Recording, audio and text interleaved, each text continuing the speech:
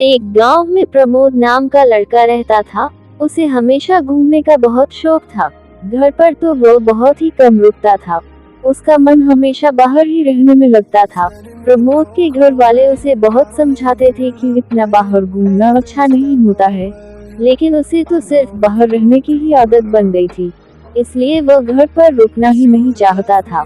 प्रमोद के यहाँ खेती बहुत ही अच्छी होती थी, इसलिए खाने पीने की कोई परेशानी नहीं होती थी। प्रमोद का मन खेती में भी नहीं लगता था। जिसका मन बाहर ही लगता हो वह खेती क्या करेगा। प्रमोद के पिता इस बात को लेकर बहुत ही चिंता करते थे। अगर यह काम पर ध्यान नहीं देगा तो इसका भविष्य क्या होगा।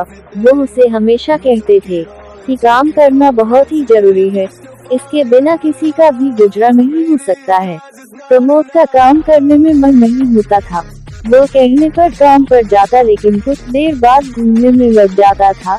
एक दिन की बात है, प्रमोद बाहर ही घूम रहा था, तभी उसकी नजर कुछ आदमियों पर पड़ी। वो उन्हें नहीं जानता था। प्रमोद उनकी बातें सुनने के लिए उन्हीं के पास चला गया था। वह आदमी किसी के घर में चोरी करने की बात कर रहे थे। वो दोनों चोर आपस में बात कर रहे थे कि आज रात हम उस घर में चोरी करेंगे। जिस घर की वह बात कर रहे थे वो प्रमोद के घर से कुछ दूरी पर था। प्रमोद ने सारी बात सुन ली थी। वो उनकी बात सुनकर घर आया और सारी बात घर पर बता दी थी। प्रमोद कभी झूठ नहीं बोलता था।